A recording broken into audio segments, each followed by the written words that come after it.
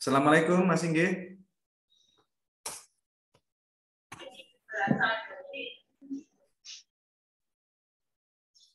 Waalaikumsalam warahmatullahi wabarakatuh. Jih Mas, baru Jelas Mas, cari suara saya Mas. posisi ini.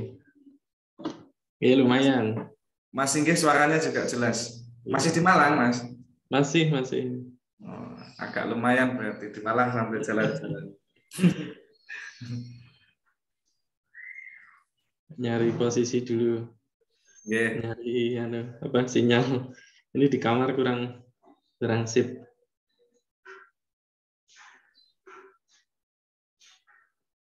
Nah, pindah ke teras saja.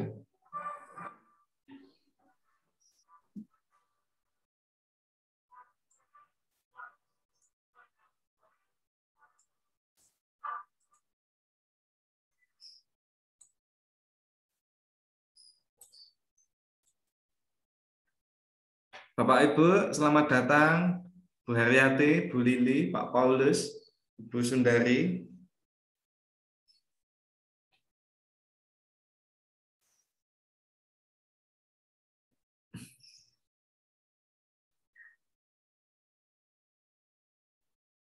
Bapak Ibu jelas ya suara saya nggih? Jelas, Pak. Libur Bu Sundari? Nggak on cam, Pak. Dengerin aja. di beraktivitas di sekolah apa di rumah Bu? Sedang di rumah ini, Pak. Di rumah.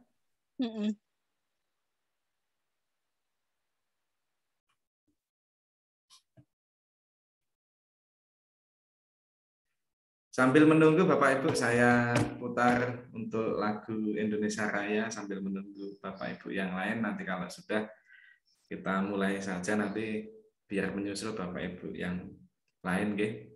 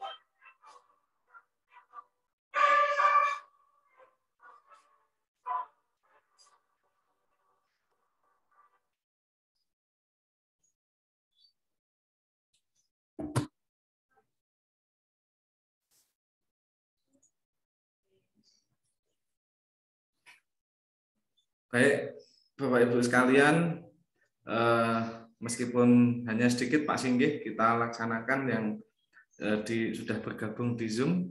Sudah kami ingatkan juga tadi di grup WhatsApp.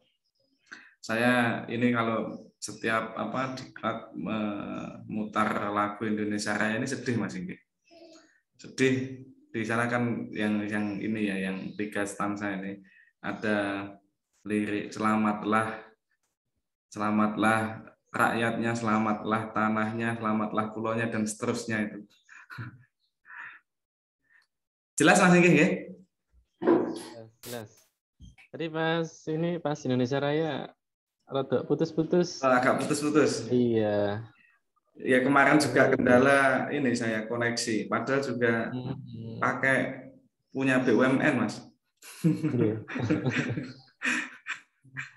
Baik Bapak Ibu, kita mulai saja nanti sambil menunggu teman-teman Bapak Ibu yang lain bergabung karena juga kami tidak tahu kesibukan Bapak Ibu dan Mas Singgih, ya kita akan sesuai dengan jadwal. Baik Bapak Ibu, pada hari Sabtu 23 Oktober 2021 pelaksanaan diklat hari kedua, diklat ke-11 Lingkar Penak Indonesia dengan tema publikasi jurnal terakreditasi kita laksanakan, dan narasumber kita Bapak Singgih Subiantoro MPD dari Universitas Veteran Bangun Nusantara, dan saat ini beliau sepertinya sibuk sibuk menyelesaikan doktoralnya di Universitas Negeri Malang, sudah menyempatkan waktunya untuk berbagi ilmu sama pengetahuan dan pengalaman terkait dengan publikasi jurnal terakreditasi, dan beliau memang expert di bidang ini karena beliau juga paham betul bagaimana merintis publikasi jurnal karena beliau sampai terakreditasi dan mungkin juga sudah menguasai bagaimana menuju jurnal yang bisa dikelola sampai ke Scopus. Dan kita gunakan kesempatan ini dengan baik untuk sama-sama belajar dari Pak Singgih Subiantoro sebagai narasumber. Baik, Bapak Ibu sekalian, semoga dalam sehat dan kondisi bahagia, tanpa kekurangan apapun, dan selalu tetap semangat untuk mengembangkan diri dan mencerdaskan kehidupan bangsa. Baik Bapak Singgih, terima kasih waktunya sudah menyempatkan, dan kesempatan waktu kami berikan kepada Pak Singgih seperti biasa Bapak Ibu, mohon nanti kita simak terlebih dahulu untuk penjelasan atau pemaparan dari Pak narasumber, kemudian setelah itu kita seperti biasa melakukan diskusi ya 60-30 menit seperti itu. Terima kasih, silahkan Pak Singgih. Baik. Bismillahirrahmanirrahim. Assalamualaikum warahmatullahi wabarakatuh. Yang kami hormati Mas Husen beserta Bapak Ibu, seluruh peserta diklat penulisan artikel ilmiah Jurnal Nasional Terakreditasi. Alhamdulillah hari ini kita dipertemukan dalam keadaan sehat walafiat. Kita patut bersyukur hadirat Allah Subhanahu wa taala atas segala limpahan rahmat taufik dayahnya kita bisa dipertemukan. Salawat serta salam semoga senantiasa tercurah kepada junjungan kita Nabi Agung Muhammad SAW yang syafaatnya kita tunggu-tunggu di yaumul qiyamah. Bapak Ibu para peserta diklat yang insyaallah berbahagia. Nah, ini hari kedua diklat setelah kemarin kita diskusi ya terkait dengan tahapan awal penulisan artikel sampai dengan publikasi. Nah, hari ini kita harapannya lebih pada tataran praktis ya. Kita nanti akan praktek beberapa hal, beberapa aplikasi juga yang saya kira cukup mendukung ya, bisa mendukung untuk percepatan maupun mempermudah proses kita menulis di artikel jurnal nasional khususnya yang terakreditasi. Nah, Bapak dan Ibu, kemarin sudah saya sampaikan juga terkait aplikasi-aplikasi apa yang harus Bapak Ibu persiapkan ya, Bapak Ibu unduh. Yang pertama ada Mendeley, itu fungsinya untuk selain untuk collecting ya, untuk collecting data atau referensi, itu juga akan kita gunakan nanti untuk mengutip ya, mengutip itu mengambil kutipan ya, mengambil kutipan. Kemudian juga menuliskan daftar referensi secara otomatis by system, ya, tidak manual lagi. Kemudian aplikasi yang kedua namanya adalah Post Viewer. Ya, Force Viewer ini fungsinya itu untuk salah satunya adalah memvisualisasikan riset gap. Riset gap artinya gap itu perbedaan antara penelitian terdahulu sebelum kita dengan penelitian kita. Apakah penelitian kita ini benar-benar baru ataupun ada kebaruan, ada novelty atau tidak? Nah, nanti akan terlihat dari aplikasi Force Viewer itu. Nah, yang kedua, Force Viewer ini juga bisa digunakan sebagai media ya, ataupun alat ataupun software untuk membuat artikel bibliometrik, analisis bibliometrik. Ya, bibliometrik berarti analisis literatur ya, secara sistematis by system, ya, bukan manual. Kan ada tuh artikel studi literatur tetapi manual. Nah, sekarang ini dengan adanya Force Viewer ini bisa memungkinkan kita untuk menyusun sebuah artikel meta analisis ataupun bibliometric analysis yang berbasis sistem, ya, sehingga mempermudah dan mempercepat proses kita menyusun. Kemudian yang ketiga ada yang namanya Publish of Paris atau POP. Nah, POP ini biasa kita fungsikan untuk memanen. Kenapa memanen? Karena mencari referensi dengan cara yang sangat singkat. Nah, namanya memanen. Memanen referensi dengan sangat singkat. Nah, setelah kita panen referensi itu dari online, kemudian nanti akan kita masukkan ke Force Viewer tadi. Nah, jadi setidaknya kita perlu mencoba 3 aplikasi ataupun software itu ya, yang barangkali bisa memudahkan dan mempercepat proses kita menyusun artikel. Oke, saya share screen dulu.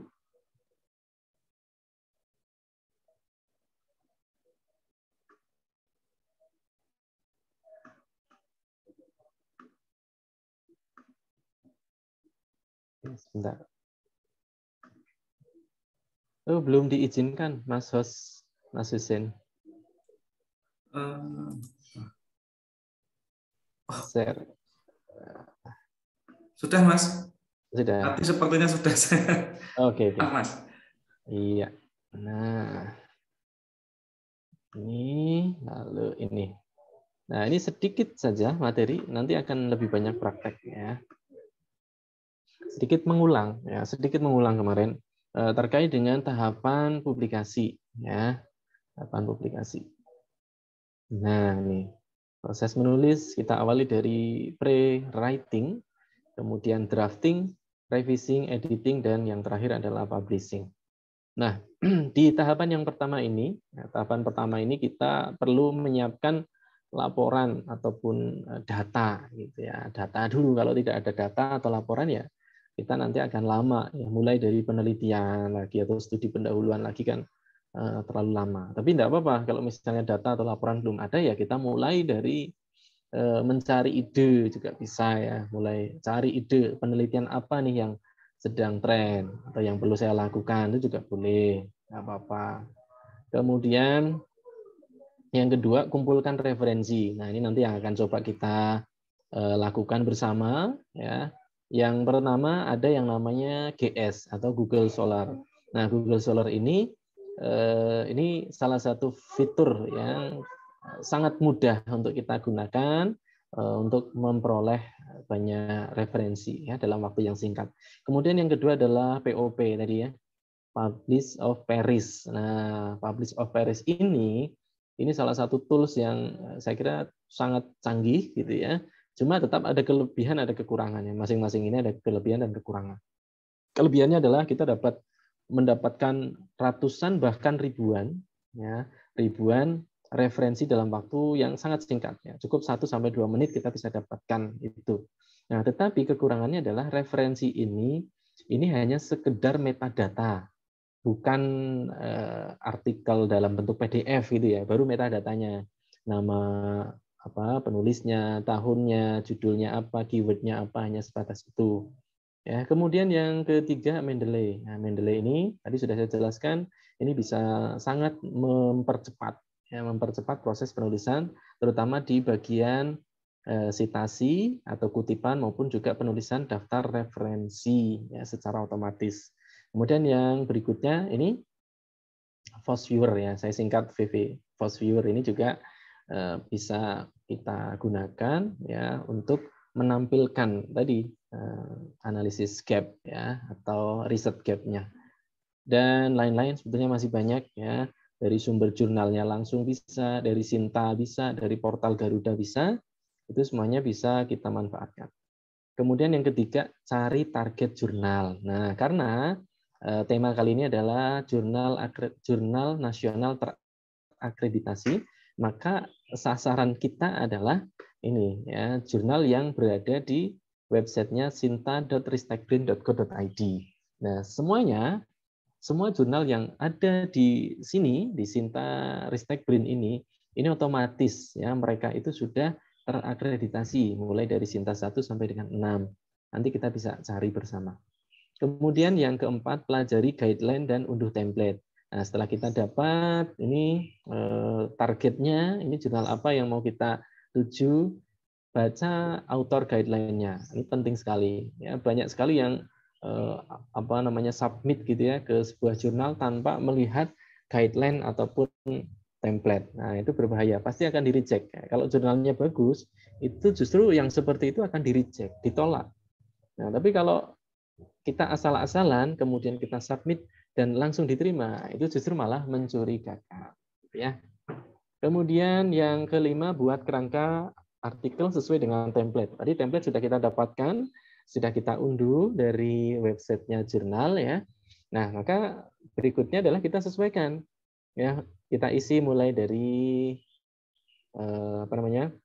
mulai dari judul ya, kemudian abstrak dan seterusnya. Kita cari yang mudah dulu ya, yang bisa kita isikan. Nah, ini Bapak dan Ibu nanti bisa dibuka ya, solar.google.com. Nah, ini salah satu situs untuk mencari referensi artikel ya. Artikel ini kita bisa saring, nanti bisa kita klik custom range-nya dari tahun berapa sampai berapa. Kan kemarin ada kategori muktahir ya.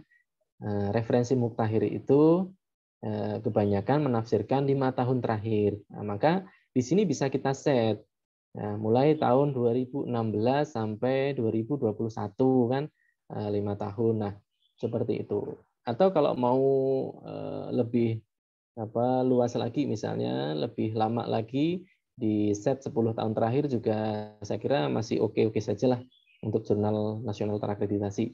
Berarti mulai 2011 sampai 2021. Kemudian nanti kata kuncinya taruh di sini, keyword-nya. Ya, Bapak Ibu sedang meneliti apa, topiknya apa, masukkan di sini. Ya, misalnya knowledge sharing. Nah, saya mau membahas knowledge sharing. Nah, kita ketikkan di sini, kemudian kita search. Nah, nanti akan muncul terutama di halaman pertama ya. Halaman pertama nanti akan muncul di situ ada puluhan artikel yang memiliki judul ataupun keyword yang sama dengan ini. Ada kata knowledge sharing-nya. Ya, ada knowledge sharing. Nah, tinggal kita cek apakah dia jurnal, apakah proceeding ya atau yang lain ya. Tapi biasanya hanya jurnal dan proceeding. Ya, meskipun buku juga kadang-kadang masuk di sini.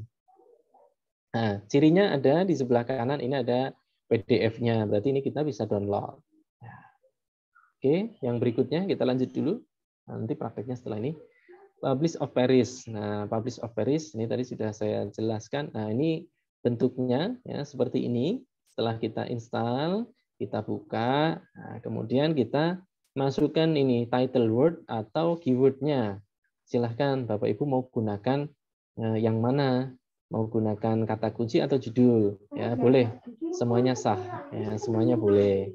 Otomatis kalau keyword biasanya lebih banyak ya, yang didapatkan itu lebih banyak karena yang di judul misalnya tidak ada knowledge sharing, kadang-kadang di keyword ada.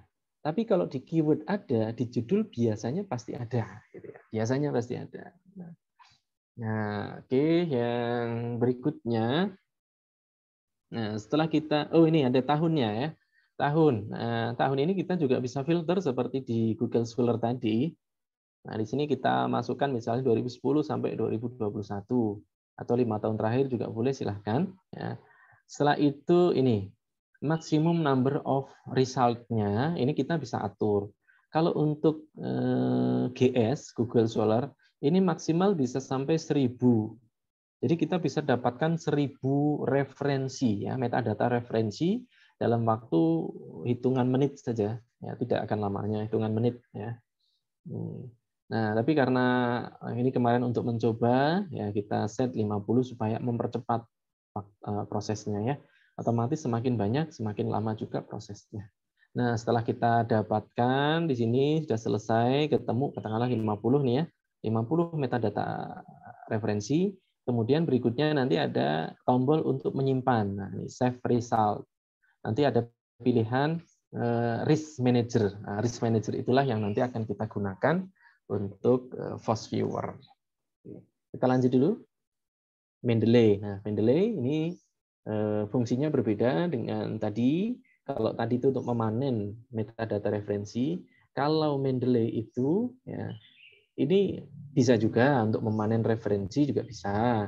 Nanti ada fiturnya, ya, ada fiturnya untuk mencari referensi. Tapi fungsi utamanya bukan itu. Fungsi utamanya adalah untuk menulis kutipan maupun daftar referensi secara otomatis by system. Ya, jadi ini artikel yang sudah kita unduh, ya, dari Google Scholar tadi, katakan kita masukkan ke sini.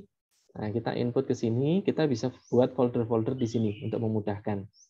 Nah, kalau sudah masuk ke sini, tinggal kita buka, ya, kita buka ini satu-satu, kita cek di sini. Ini di sebelah kanan namanya metadata atau identitas lah, ya, identitasnya. Nah, antara yang di sini dengan di sini itu harus sama. Ini kan by system, belum tentu inputan ini benar. Maka perlu kita cek satu-satu. Kalau sampai ini keliru, salah, maka nanti yang ada di daftar pustaka maupun di kutipan artikel kita itu juga akan keliru penulisannya. Nah, maka ini adalah tahap yang saya kira paling penting. Jadi membetulkan metadata referensi atau apa namanya artikel, ya, setiap artikel yang kita masukkan ke sini. Ini tidak lama. Ini kita hanya review singkat saja. Judulnya apakah sudah benar, kategorinya dia conference atau jurnal. Kemudian autornya namanya, oke, sudah masuk katakanlah, kemudian judul proceedingnya apa, tahun berapa, halaman berapa, sudah seperti itu. Kalaupun tidak ada tidak ada halamannya gimana? Nggak apa-apa. Ya, nggak masalah. Yang penting ini lain-lain ini ada. Oke, kita lanjut dulu. Nah, ini fast viewer, ini bentuknya seperti ini. Ya, fast viewer. Ini kemarin saya coba dengan 50 referensi tadi, ya, 50 referensi knowledge sharing. Kita mau lihat, ya, sebetulnya sekarang ini yang lagi tren apa gitu, ya. Nah, ini otomatis yang merah-merah ini sudah banyak diteliti ini. Ya, sudah banyak diteliti. Ini juga cukup ini agak jarang, ya, ini agak jarang. Kemudian yang hijau-hijau ini masih potensial untuk kita garap, ya, untuk kita garap. Misalnya apa ini? Capability, ya, terkait dengan misalnya student capability, kapabilitas seorang siswa di dalam knowledge sharing misalnya. Kemudian literatur review terhadap knowledge sharing itu juga masih jarang. Kemudian review, ya, kemudian akademik, ya, mungkin kaitannya dengan kemampuan akademik siswa, ya, atau tingkat akademik siswa di dalam kelas misalnya, gitu, ya. Itu juga bisa, ya, outcome ini juga masih jarang, ya, untuk diteliti. Ini juga cukup potensial kuning. Ya, tapi kalau yang merah ini merah berdekatan seperti ini, garisnya tebal, itu biasanya sangat sering, ya. Misalnya individual faktor. Nah, individual faktor, ini influence, berarti faktor-faktor yang mempengaruhi knowledge sharing. Nah, itu sudah banyak digarap. Relationship, ya, hubungan antara knowledge sharing dengan apa, gitu, ya. Itu juga sering digarap. Desain metodologi ini juga cukup sering, tapi masih potensial juga. Tapi kalau yang merah ini sudah sangat sering. Tipe-tipe knowledge sharing, nah ini sering digarap. Nah, barangkali yang merah ini Ini tidak perlu kita garap lagi. Kita coba garap yang kuning maupun hijau gitu ya, atau biru juga boleh nih. Itu kira-kira ya, dan seperti ini, visualisasi seperti ini sangat biasanya ya, sangat disukai ya, sangat disukai oleh editorial jurnal. Ya, di jurnal-jurnal manapun saya kira senang dengan visualisasi yang bagus, detail, kemudian berbasis data, itu kan senang gitu ya, daripada kita hanya menggunakan tabel, mengarang, itu kan kurang disukai, kurang valid ya.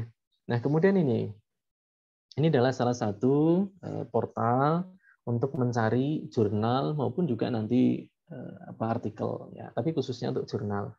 Jurnal-jurnal yang terakreditasi di Indonesia semuanya terekam ya, semuanya terekam di sinta.ristekrin.go.id. Ini ada 5.990 jurnal, bayangkan.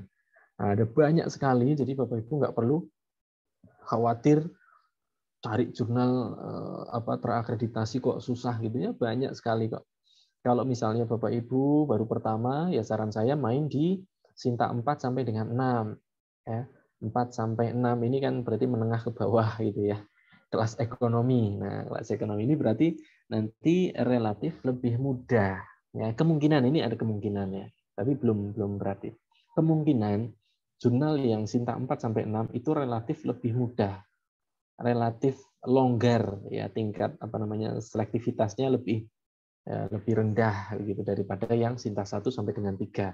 Kenapa? Karena kalau yang Sinta 1 sampai 3 otomatis mereka itu sudah mulai internasionalisasi. Sudah mulai mempertimbangkan autor-autor dari luar negeri. Ya, sudah memprioritaskan itu autor asing, kemudian topik-topik yang mendunia seperti itu. Tapi kalau Sinta 4 sampai 6 kan ibaratnya wilayah lokal, kecamatan, kabupaten masih oke, nggak masalah gitu. Nah, nanti juga Bapak Ibu bisa menyaring di sini, mensortir misalnya Sinta 4, katakanlah ya, kita mau target Sinta 4. Kemudian di sini cari kata kuncinya misalnya pendidikan misalnya. Nanti akan muncul jurnal-jurnal yang pendidikan dan masuk range-nya Sinta 4 ya.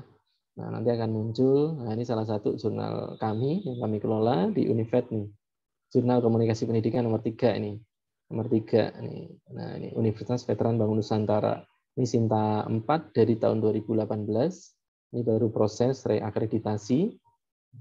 Rencananya mau naik level ke targetnya Sinta 2, tapi tidak tahu, ini belum dinilai ya. Ini citasinya juga sudah cukup banyak. Bapak Ibu bisa pirsani di sini. Nah, jumlah citasi ini juga nantinya akan memungkinkan penambahan citasi di artikel Bapak Ibu. Kalau sedikit, otomatis juga peluang untuk mendapatkan citasi di jurnal ini juga rendah. Ya, bisa diindikasikan seperti itu ya, tapi tidak mesti juga. Oke. Impact faktornya, nah ini impact faktor juga. Ini juga bisa menjadi indikator bahwa artikel-artikel di jurnal itu apakah punya nilai dampak atau tidak. Artinya banyak disitasi, banyak dibutuhkan oleh masyarakat luas atau tidak. Nah, kalau impact faktornya rendah, berarti nanti ya kemungkinan jurnal itu jarang dituju, jarang dibuka oleh orang, jarang disitasi, jarang dibutuhkan oleh orang. Nah, kira-kira begitu. Kemudian kalau sudah kita cari, kita temukan satu jurnal, katakan ini, saya contohkan ini saja yang mudah ya. Jurnal Komunikasi Pendidikan, katakanlah kita sudah ketemukan websitenya, ini kita buka. Nah, nanti yang perlu kita lakukan adalah pertama baca author guideline. Pasti ada author guideline, entah di sisi kanan, entah di atas, biasanya di about, ini juga ada ya. Nah, pokoknya nanti cari saja namanya author guideline atau petunjuk penulis gitu ya. Nanti baca saja di situ, ada keterangannya ya. Author harus apa, gitu, harus melengkapi apa, di situ ada. Kemudian yang berikutnya unduh template. Ya, mestinya setiap jurnal itu menyediakan template. Ya, template itu semacam contoh gitu ya, contoh sistematika yang tinggal Bapak Ibu download kemudian sesuaikan. Nah, jadi sudah ada paling atas apa, halaman kedua isinya apa, ketiga apa, dan seterusnya. Itu ada contohnya gitu ya. Format abstraknya seperti apa, referensinya seperti apa, itu semuanya ada di dalam template. Ya, tinggal kita ikuti saja. Ya. Lalu kemudian kalau sudah itu kemudian kita mulai membuat draft ya. Kita mulai membuat draft dari lengkapi template, mulai judul, abstrak, ya ini paling mudah, saya kira paling mudah ya, meskipun nanti judul bisa berubah lagi, tapi nggak apa-apa kita tuliskan di awal. Kemudian tuangkan ide ke dalam bagian-bagian artikel, ya apa yang sudah kita miliki, data, ide, kita tuangkan dulu, meskipun belum lengkap, gitu ya, masukkan ke bagian pendahuluan. Nah, di pendahuluan isinya apa? Misalnya ada kebaruan atau manfaat penelitian. Nah, Bapak Ibu tambahkan di situ. Ya, biasanya itu penting sekali. Manfaat riset, tujuan riset, ya itu perlu disampaikan di dalam pendahuluan. Nah, itu masukkan dulu, meskipun belum lengkap. Kemudian yang berikutnya tambahkan kutipan. Nah, ini bisa kita copy dan parafrase dari dari Mendeley. Nah, Mendeley kita ambil salah satu artikel yang relevan, kemudian kita kutip. Kalau kita langsung pastekan itu boleh sebetulnya, tapi jangan sering-sering karena itu namanya kutipan langsung.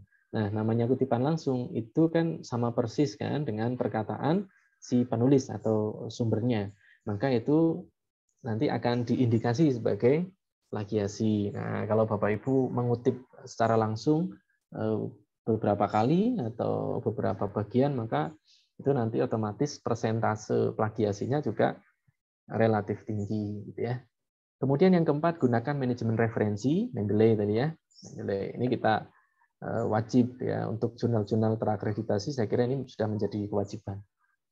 Kemudian berikutnya revising. Ya, revising kita lengkapi setiap bagian artikel, cek ulang kutipan, daftar referensi, ya. Ceknya di mana? Tadi di Mendeley. Gitu. Kalau Mendeley-nya benar, berarti nanti di artikelnya juga akan benar penulisannya. Setelah itu baca ulang. Nah, ini kita minta orang lain, nah, terutama orang bahasa supaya ngecek tata bahasa kita, ya seperti apa. Kemudian cek plagiasi. Nah, ini sekarang ini banyak sekali yang menyediakan jasa cek plagiasi, Bapak Ibu. Nanti bisa cari di Shopee, di Tokopedia. Biasanya teman-teman carinya di Shopee, gitu ya. Kalau saya biasanya saya gunakan sendiri, tapi yang versi lebih murah, gitu, yang hanya 400 ribuan satu sepanjang tahun, gitu ya. Nah, ini Bapak Ibu nanti silahkan bisa cari di Shopee, misalnya di situ ada jasa cek plagiasi, biasanya hanya sekitar 10.000, ada juga yang 5.000 sekali cek. Jadi murah meriah dan prosesnya sangat cepat. Kemudian berikutnya kita mulai editing, ya kalau sudah kita buat draft, kita edit bagian-bagian mana yang diperlukan untuk diedit, ditambahkan gitu ya. Parafrase kalimat jangan lupa, ini penting sekali. Utamanya pada bagian-bagian yang kita ambil dari artikel orang lain, dari sumber lain. Nah, ini harus kita parafrase. Kecuali memang untuk kutipan-kutipan langsung. Ya, ini banyak di misalnya bahasa Indonesia, misalnya puisi gitu kan. Kan nggak mungkin puisinya kita ubah. Ya, puisinya ya kita misalnya ambil salah satu puisi gitu kan, punya orang lain. Kita kan masukkan di situ. Kan kutipan langsung. Ya nggak apa-apa. Nggak masalah. Kalau kita parafrase malah kita mengubah puisi itu. Kemudian yang ketiga, translate bahasa. Nah, ini kenapa ada translate bahasa? Karena di jurnal nasional itu standarnya kan minimal itu ada abstrak berbahasa Inggris. Ada juga yang full bahasa Inggris. Nah, kita ikuti saja.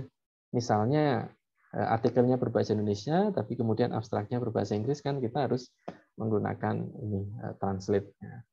Kalau yang paling sederhana, Bapak Ibu gunakan Google Translate atau Bing Translate ya, atau dokumen translator juga bisa, tetapi itu biasanya masih jauh dari kata sempurna. Ya, Bapak Ibu masih harus konsultasikan kepada guru ataupun dosen bahasa Inggris atau praktisi bahasa Inggris gitu ya. Ataupun Bapak Ibu bisa gunakan Grammarly. Ya, Grammarly itu untuk membetulkan grammar ya, tata bahasanya. Itu. Tapi kalau Bapak Ibu dirasa sudah cukup mampu berbahasa Inggris ya no problem ya, saya kira nggak usah bantu orang lain gitu. Kemudian cek plagiasi loh, kok ada lagi ya, karena kan tadi kan sudah direvisi ya, maka ada proses cek lagi. Barangkali yang pertama masih tinggi ya, misalnya masih di atas 20%. Nah, maka harus kita cek ulang setelah kita revisi apakah sudah turun atau belum. Kalau belum 20%, ya saya sarankan jangan di-submit dulu. Nah, kalau sudah di bawah 20%, maksimal 20% lah ya. Ini bisa kita submit ke OJS Journal. Yang berikutnya, nah ini tahap publishing. Ini nanti juga cukup panjang Bapak dan Ibu, mulai dari register ya. Register kita nanti akan coba bersama registrasi di OJS, prosesnya seperti apa. Kemudian submit artikel. Ya, ini kita submit, masukkan naskah yang sudah siap. Lalu kemudian revisi. Revisi itu standarnya ada 2 tahap. Ini standar minimal 2 tahap. Tapi ada juga yang 1 tahap. Nah, kalau 1 tahap berarti Bapak Ibu sistematika dan tata bahasanya itu sudah baik, ya, sudah memenuhi requirement, ya, persyaratan mereka atau jurnal, sehingga nanti langsung masuk pada review tahap 2, ya, review tahap 2 substansi dan artikel, gitu ya. Kemudian yang kelima, accepted. Nah, kalau sudah revisi, ya, substansi dan artikel, kemudian Bapak Ibu upload ulang ya, hasil revisian, maka kalau nanti diterima itu nanti akan ada accepted. Ya, accepted sekarang ini tidak mesti ada LOA atau letter of acceptance ya, acceptance. Tapi kadang-kadang hanya melalui email. Nah, itu sudah sah. Ada email masuk, di situ isinya selamat artikel Anda dengan judul ini accepted gitu ya, diterima dan bisa untuk dipublikasikan gitu ya. Nah, itu berarti Bapak Ibu tinggal nunggu jadwal saja. Ya, sudah diterima, tinggal nunggu jadwal dan pastikan Bapak Ibu siapkan APC. APC itu Article Publication Charge ya, atau biaya publikasi. Nah, ada juga yang gratis. Bahkan ada juga yang Bapak Ibu malah dibayar. Ya, tinggal tergantung kebijakan jurnalnya seperti apa. Nah, Bapak Ibu nanti bisa identifikasi di awal. Ya, jangan kita submit, kita nggak tahu bayarnya berapa. Wah, nanti ujuk-ujuk dapat tagihan 2 juta kan, waduh. Kan. Nah, maka harus kita identifikasi dulu di awal, apakah ini jurnal berbayar, gratis, atau dibayar kan gitu. Kemudian yang keenam, publish. Nah, kalau sudah accepted, biasanya kita hanya 2 tahap, yaitu membayar APC, kalau itu berbayar, lalu kemudian yang berikutnya adalah menunggu publish. Ya, gitu. Publish. Setelah publish, masih ada langkah lagi Bapak Ibu.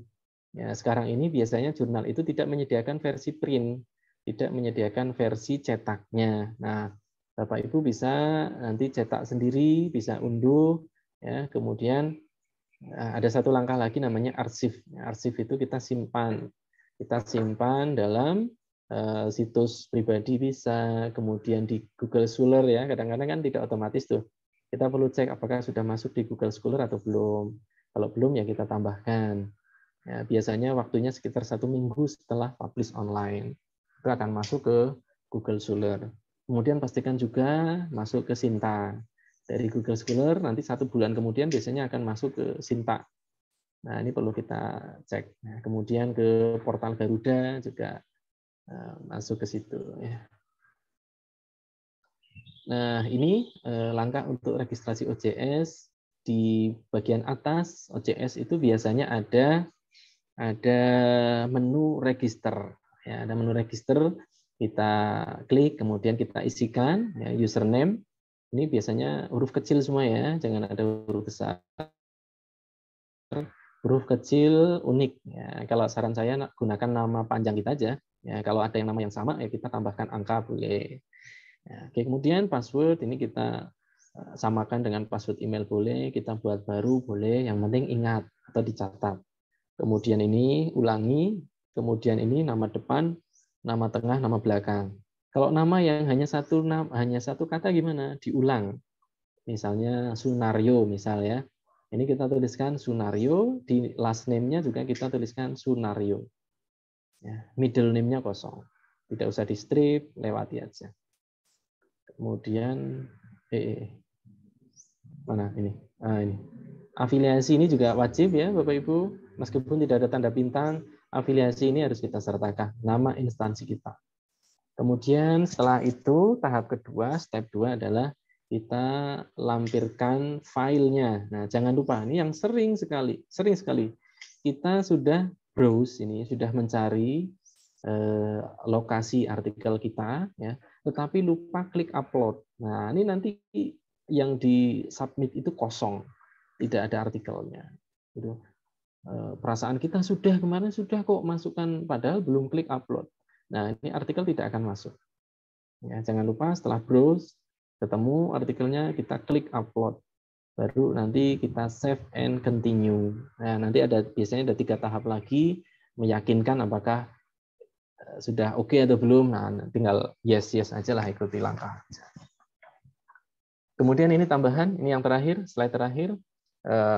Bapak Ibu jangan kemudian menggampangkan setelah submit itu tinggal menunggu publish gitu ya. Enggak, karena ada langkah-langkah tadi ya, ada review sistematika dan bahasa, kemudian ada review substansi artikel. Nah, maka jangan kita kemudian berharap setelah submit langsung publish, tetapi ada step-step tadi yang saya jelaskan tadi. Maka ketika ada email harus segera dibuka gitu ya.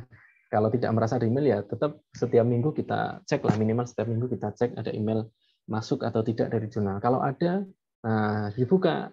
Ada kemungkinan reject, ada kemungkinan diterima dengan revisi. Nah, kalau ada revisi, Bapak Ibu segera buka email itu, biasanya ada lampiran artikelnya. Kalau tidak ada, langsung cek OJS jurnalnya. Nah, nanti di situ akan ada catatan-catatan dari reviewer, biasanya peer reviewer, ada 2 orang minimal, 2 orang reviewer yang mereview, memberikan catatan kepada kita. Nah, kita perbaiki sesuai dengan komentar mereka. Kalau kita merasa tulisan kita sudah betul, pernyataan kita betul tapi disalahkan atau diberikan catatan, ya kita kemukakan argumen kita bahwa ini sudah benar, ini sesuai dengan teori, ini sesuai dengan itu, ini sesuai dengan data, misalnya begitu. Dan kemudian boleh juga kita tambahkan, misalnya, kemarin ada kelupaan data ini, Bapak Ibu tambahkan, boleh-boleh saja, gitu ya. Meskipun itu tidak diminta oleh editor maupun reviewer. Oke, nah itu Bapak dan Ibu materi pengantar untuk hari ini. Dan ini masih ada sisa waktu sedikit, kita coba praktikkan ya, kita coba praktikkan.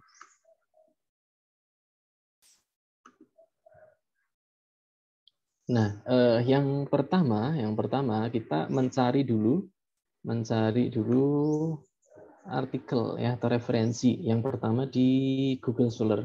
Alamatnya ini scholar.google.com atau ketikan Google Scholar gitu ya. Nanti akan muncul.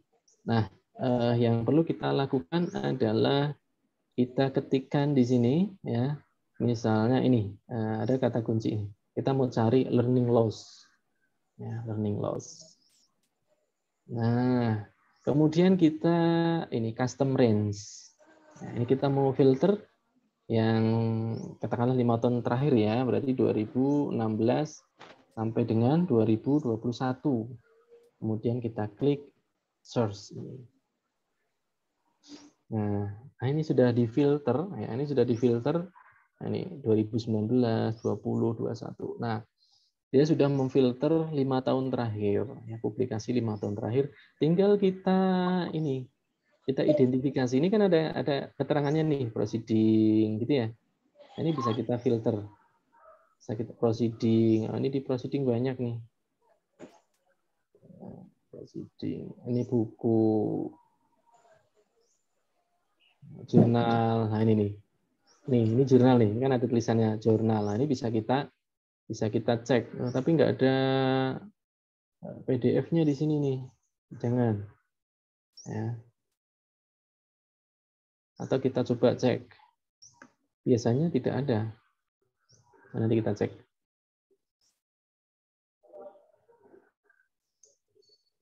Biasanya sebelah kanan ada PDF. Ini katakanlah proceeding ya. Kita cari yang proceeding. Nih. Misalnya ini. Adaptive Curriculum Learning Loss. Misalnya ini dari proceeding nggak apa-apa, bisa kita gunakan untuk referensi. Oh, ini ada nih. Potential challenge for transition to undergrad study following COVID-19. Nah, ini bisa kita unduh kayaknya nih. Kita unduh. Ini dari jurnal ya. Ini berbayar enggak ini?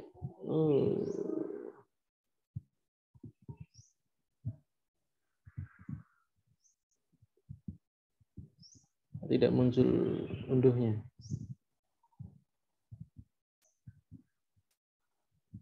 Wah, ini tidak muncul unduhnya.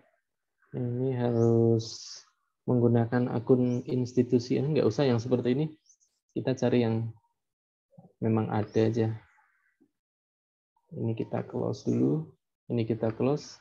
Yang ini coba. Nah, ini ada kelihatannya nih. Ini ada PDF ya. Ini kita download. Nah, ini kalau seperti ini bisa nih.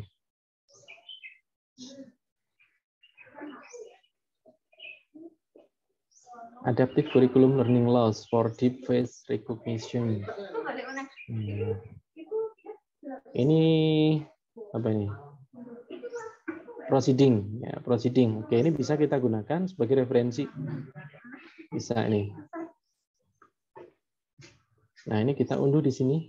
Ada tombol unduh, download ya, pojok kanan ini. Kita unduh. Nah, ini kita save. Oke. Akan muncul di sini. Nah, ini kita bisa buka. Oke, ini sudah masuk ya. Oke, nah kalau sudah, ya ini untuk mencari referensi. Oke. Kita sudah dapat satu referensi. Sekarang mau kita tambahkan ke Mendeley. Ya, sekarang kita tambahkan ke Mendeley. Untuk situs pencari referensi masih banyak yang lain ya, termasuk juga di Google. Ya, bukan Google Scholar ya, Google sendiri ada, mereka ada. Misalnya begini Bapak Ibu. Ini bukan yang Google Scholar ya, ini yang Google. Google.com. Nah, beda ya Google dengan Google Scholar. Kalau Google ini umum. Nah, cuma kita bisa mensortir di sini. Kita berikan tanda petik buka dan petik tutup ya, jurnal. Nah, begini. Kemudian petik tutup tadi learning loss. Kemudian spasi file type -2 PDF. Nah, ini artinya kita akan memfilter khusus yang dia dari jurnal, kemudian topiknya learning loss dengan file PDF. Karena jurnal biasanya PDF. Nah,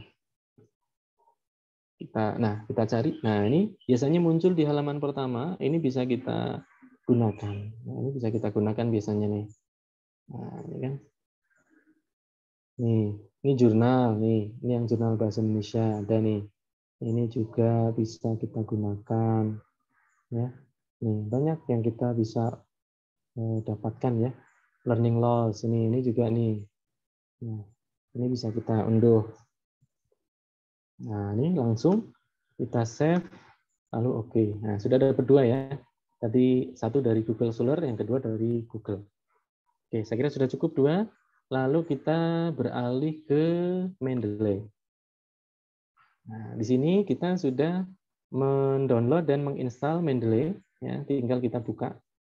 Nanti untuk instalasinya, kalau misalnya kerepotan, Bapak Ibu bisa buka YouTube cara install dan registrasi Mendeley gitu ya. Nanti gampang sekali ada. Nah, untuk supaya cepat kita langsung praktik. Ini kita sudah dapat dua referensi ya dari Google dan Google Scholar. Tahap 2 kita masukkan ke Mendeley.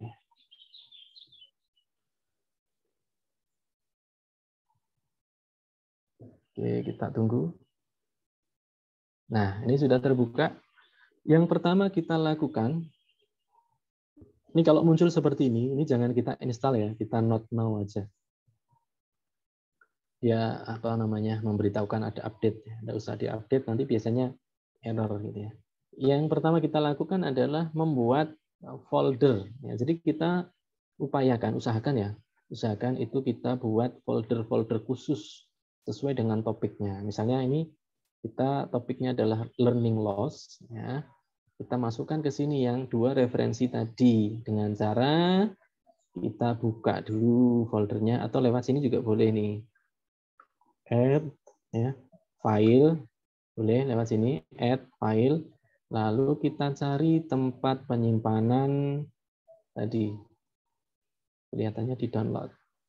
Nah, ini dua artikel yang baru saja kita unduh tadi ya. Ini nggak usah kita rename, langsung kita masukkan dulu ya. Kita masukkan, oke, ini proses masuk. Ya, oke, 2 sudah masuk. Ya.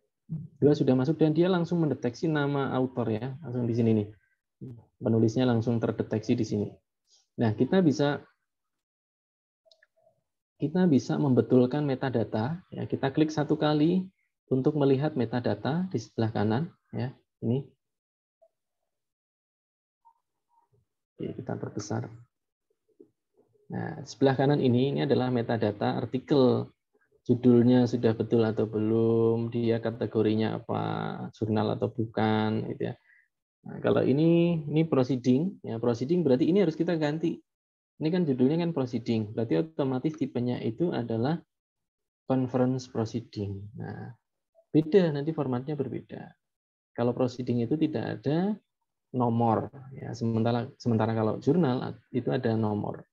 Nah, ini kayaknya sudah benar, sudah ada nama, kemudian tahunnya, page-nya juga sudah terdeteksi. Oke, berarti sudah. Yang kedua, nah ini jurnal. Ini proceeding juga ya. Oh, proceeding juga nih. Proceeding juga. Oke, berarti ini kita ganti proceeding ya. Nah, oke.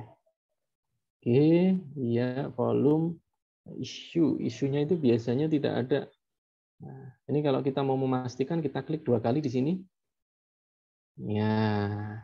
Oh iya, seminar nasional. Ini seminar nasional. Oke. Ini dari UM. Nah.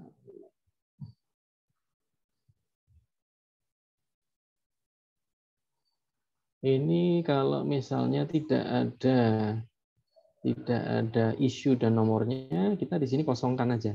Tahunnya sudah benar, volume dan isunya kita kosongkan. Oke, namanya saya kira sudah benar ya. Ini Wiwin Andriani kan. Nah, kalau belum betul kita klik di sini kita betulkan. Oke. Ini juga sama, kalau ini salah kita betulkan. Tapi ini sudah benar kayaknya. Seminar Nasional Teknologi Pembelajaran Universitas Negeri Malang. Sudah betul ya. Jadi ini hanya begitu, tidak perlu kita simpan, dia otomatis menyimpan. Nah, lalu berikutnya kalau metadata sudah kita betulkan, ini siap untuk kita masukkan ke dalam naskah artikel atau draft artikel kita. Ya, ini misalnya kita siapkan draft. Ini kita siapkan draft artikel ya, dari sini aja. Password.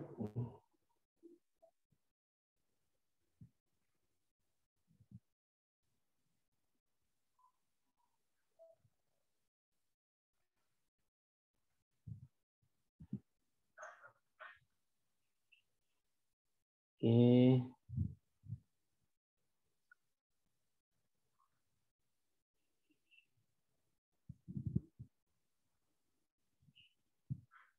Nah, ini katakanlah ini draft ya, ini draft.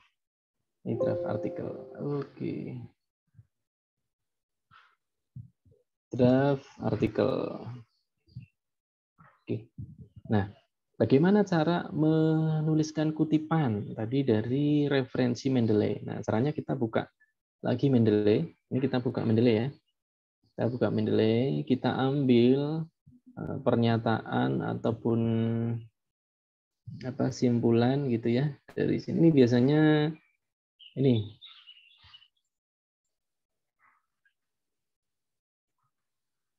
Nah, ini misalnya kita mau ambil ini nih.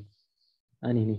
Learning loss dalam pembelajaran daring di masa pandemi, antara lain interaksi antara mahasiswa dengan dosen, mahasiswa dengan mahasiswa, ketuntasan materi.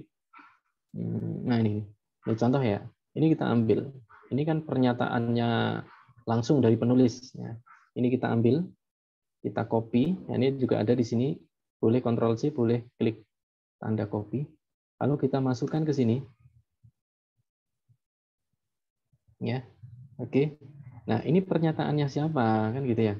Biasanya kan kita tuliskan manual tuh. Kita tuliskan Wiwin itu kan 2021 gitu kan.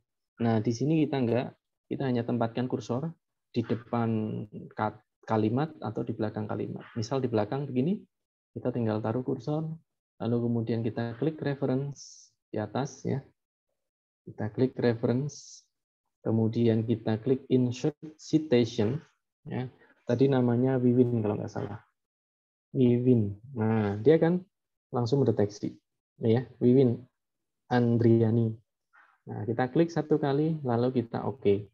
Ini untuk yang single citation. Kalau misalnya 2 citasi bisa nggak? Bisa. Nanti kita coba. Kita tunggu prosesnya sebentar.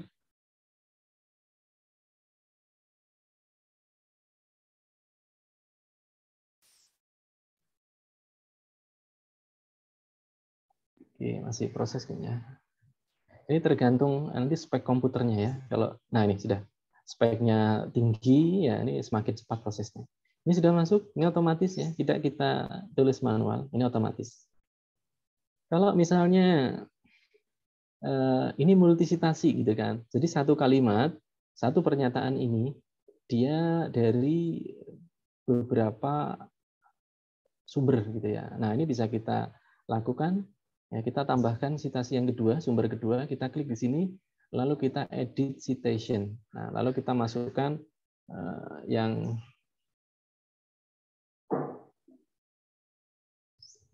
tadi yang kedua itu siapa ya? Kalau lupa kita go to Mendeley. Nah, yang kedua itu ini nih, Tai Ying Liu.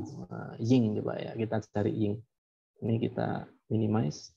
Kita ulangi, kita klik di sini, kemudian edit citation, lalu kita masukkan Ying. Nah, ini ya. Yuhan Wang, Ying Tai, dan seterusnya. Ini kita klik, lalu kita oke. Dia nanti akan mengurutkan otomatis berdasarkan tahunnya, gitu ya. Oke, kita klik. Nah, ya sudah ketambahan, ya ada Andriani dan kawan-kawan 2021 dan Buan et al 2020. Nah, ini sudah otomatis. Nah, itu untuk menulis kutipan. Nah, ini kutipan langsung kalau seperti ini Bapak Ibu karena sama persis. Nah, supaya nanti tidak terkena plagiasi, ini harus diparafrase. Diparafrase itu berarti bahasakan ulang, tetapi intinya sama begitu. Kata-katanya diubah, tetapi intinya tetap sama. Jadi bolak-balik, diganti kalimatnya, tapi maknanya sama. Oke, sekarang kita lanjut untuk parafrase nanti biar dosen bahasa ya, guru bahasa yang lebih paham. Ya, saya bisa tapi tidak terlalu mumpuni. Nah, sekarang kita langsung lanjut ke ini, daftar referensi ya. Di bawah ini katakan ada daftar referensi. Nah, biasanya kan kita manual tuh. Kita manual urutkan dari A gitu kan. Andriani gitu kan, dan seterusnya. Ini B, C dan seterusnya. Nah, ketika ada tambahan referensi lagi kita kacau. Kita ngurutkannya kemana gitu ya. Tapi dengan ini, dengan sistem ini, Mendeley ini kita lebih mudah. Kita tinggal satu kali klik saja nih di sini. Ada menu namanya Insert Bibliografi. Nah, ini tinggal kita klik satu kali. Nah, dia sudah urut. Ya, dia sudah dituliskan bahkan sampai dengan DOI artikelnya juga ikut kalau artikel itu sudah memiliki DOI. Nih, dia urut otomatis abjad ya, A sampai dengan Z. Kita nggak perlu susah-susah mengurutkan. Sudah lengkap, ada judul, ada dia proceeding atau jurnal, halaman berapa, ada tergantung dari tadi metadata yang ada di Mendeley. Kalau metadatanya lengkap, ini juga nanti otomatis akan ini kita rapikan, misalnya rata kanan kiri atau justify. Nah, seperti itu. Ini juga kita ratakan. Nah, mudah sekali Bapak Ibu ya. Nanti bisa dicoba Bapak dan Ibu. Sekarang masih semangat Bapak Ibu? Kita coba sedikit lagi. Masih semangat.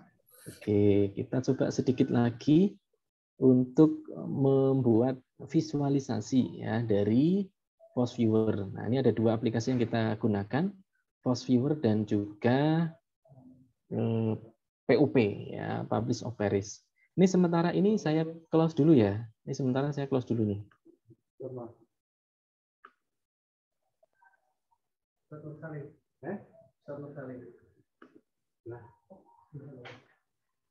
Ini sementara kita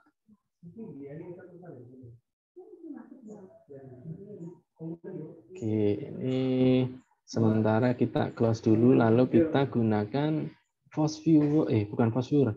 Publish Operis dulu ya, namanya Publish Operis. Nah, kalau sudah diinstal, kita buka Publish Operis. Ini juga tidak berat Bapak Ibu. Saya hanya gunakan netbook kecil, ini bisa untuk membuka. Nah, ini tampilannya seperti ini Bapak Ibu. Yang pertama itu ada referensi dari Crossref. Kemudian ada Google Scholar, ada profil Google Scholar, ada Microsoft Academic, Scopus, WOS, dan ini data eksternal yang kita miliki gitu ya. Nah, tetapi yang paling mudah itu menggunakan Google Scholar ya. Ini di sini. Ini paling mudah dan cukup lengkap. Kalau Scopus itu dia hanya 200 maksimal, tapi kalau Google Scholar bisa sampai 1000. Nah, ini coba kita gunakan yang Google Scholar dulu ya. Kita klik Google Scholar, lalu ada form seperti ini. Ini kita masukkan berdasarkan ini keywordnya, berdasarkan keyword aja. Title juga boleh, tapi saya akan coba di keyword. Ya, misalnya keywordnya tadi learning loss ya, kita masih sama tadi. Ini lagi tren ini. Saya juga pengen meneliti ini. Misalnya ini learning loss. Oke, sudah. Kalau sudah, kemudian sebelah kanan, Bapak Ibu perhatikan di sini years-nya, tahunnya, kita kan mau 5 tahun terakhir. Nah, ini kita isikan 2016 sampai dengan 2021.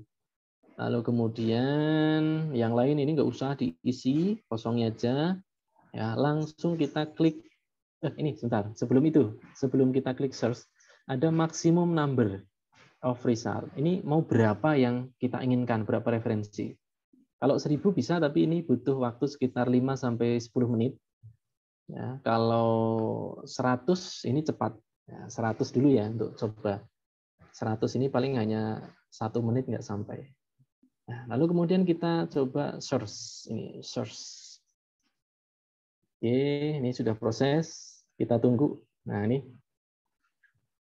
proses sudah dapat 240-an. Nah, cepat sekali. Hanya hitungan detik lah. Nah, ini sudah hampir selesai. Sudah dapat berapa itu? Ada berapa ini? Sudah dapat 100 ya. Sudah 100. Oke, sudah 100. Nah, ini sudah dapat Bapak dan Ibu.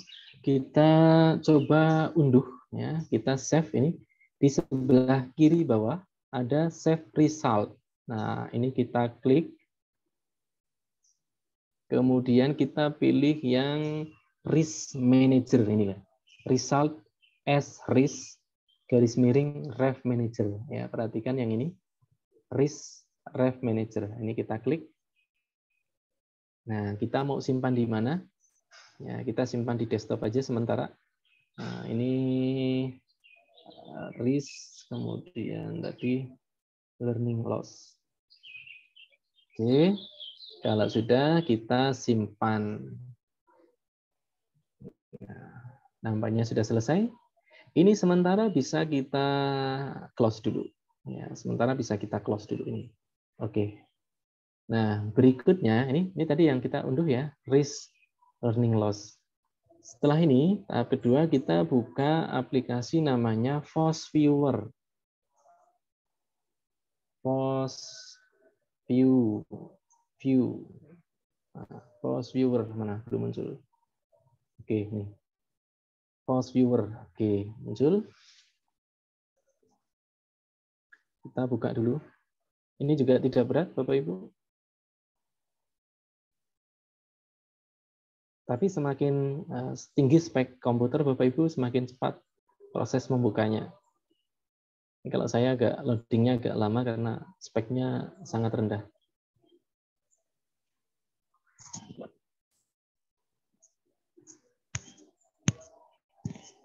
Oke, proses, tunggu sebentar, bersabar, harap bersabar.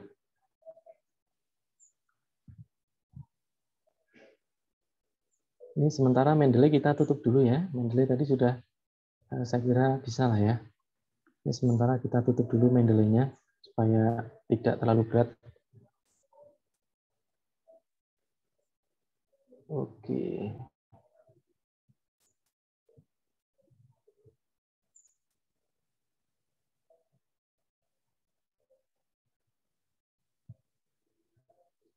Masih loading.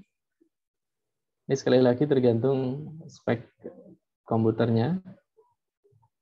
Biasanya kalau saya gunakan PC itu hanya hitungan detik ya, sudah muncul. Ini karena speknya rendah, hanya RAM 2. Masih Celeron juga. Torsinya Celeron juga. Berat bukanya.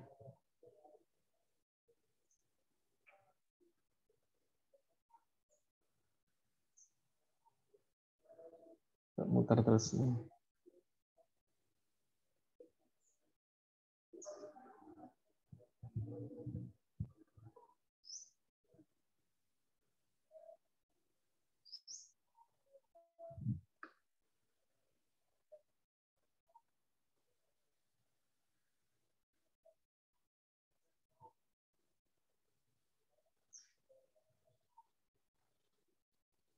Aduh, berat sekali.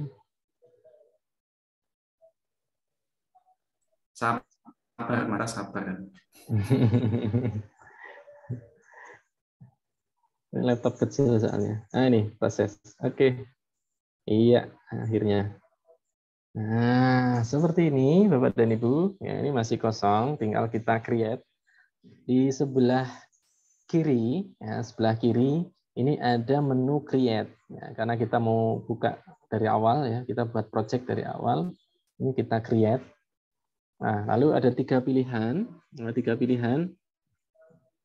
Yang atas itu dari berbasis data, ya, dari data network, ya, dari internet.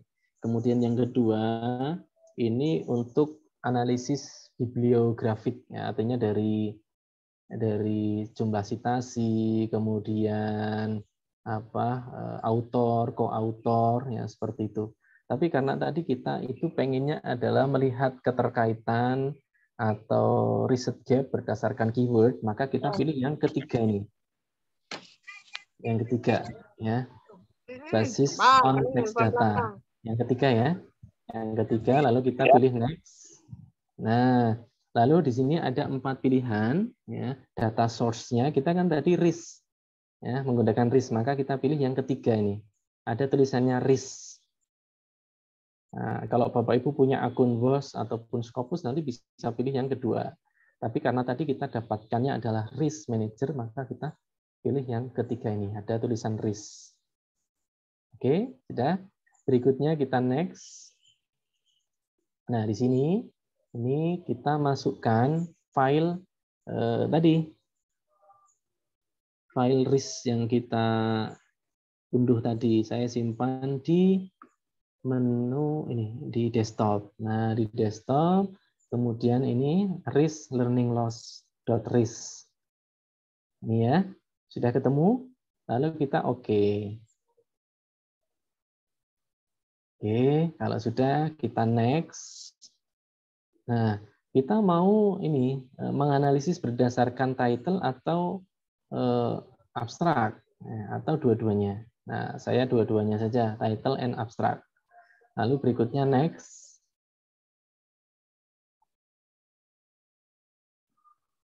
Ini sudah proses. Ya, sudah mulai. Nah, kemudian ini kita langsung lanjut aja binary counting, next.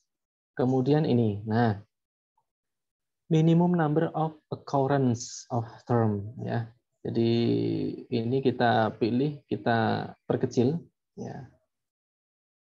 Jadi dalam satu dokumen itu ada berapa kata kunci gitu. Nah, kita minimalkan aja. Misalnya dalam satu dokumen kita butuh 2 misalnya. Yang penting ada dua kata kunci dalam setiap dokumen gitu ya. Nah, ini 2. Ini nanti akan ada 130 artikel.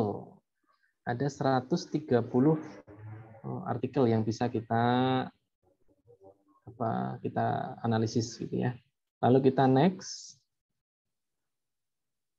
Nah, dari 130 tadi kita mau sortir berapa? 100 atau 50? Nah, katakan 50 ya. 50. Nah, jadi dari 130 nanti akan disortir lagi menjadi 50. Lalu kemudian kita next. Nah, ini ada hasil analisisnya. Ini adalah kata kunci dan sebelah kanan ini ada berapa jumlah kata kunci gitu ya. Ini bisa kita urutkan berdasarkan jumlah kata kuncinya, paling banyak apa, atau relevansi atau kemiripannya. Nah, ini saya butuh ini analisis berdasarkan jumlah ini, banyaknya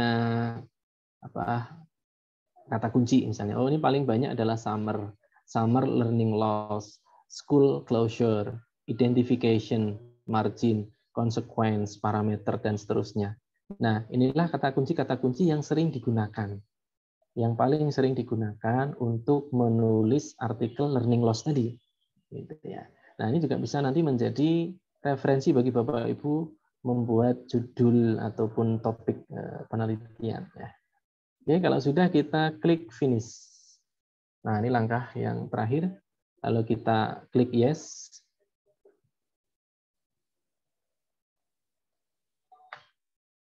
Nah, ini sudah ketemu Bapak dan Ibu.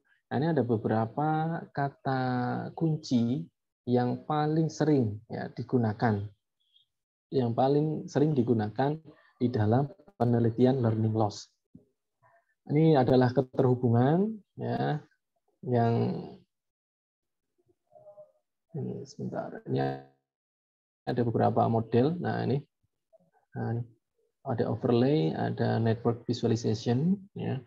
Saya juga belum begitu paham betul maknanya ya, tapi nanti di YouTube ada penjelasan-penjelasan ya. Ini saya juga belum begitu lama menggunakan Post Viewer, baru beberapa kali ya. Nah, misalnya begini. Ini kita yang hijau ini biasanya masih potensial, kuning dan hijau ini bisa kita gunakan ya untuk meneliti, membuat penelitian. Misalnya constructive loss, kemudian attention summer. Nah, ini bisa, saya kira bisa kita gunakan untuk membuat artikel-artikel baru. Ya, seperti itu. Ini juga bisa kita ubah analisisnya. Ini berdasarkan asosiasi, berarti keterkaitan. Ada juga yang berdasarkan ini apa ya ini link log atau modularity. Ini coba kita update layout. Nah, seperti ini. Nah, kira-kira seperti ini, Bapak dan Ibu, fungsinya Post Viewer dan juga Publish Offeris ya, untuk melihat gap analysis ya, atau analisis kesenjangan antara penelitian terdahulu dengan penelitian saat ini.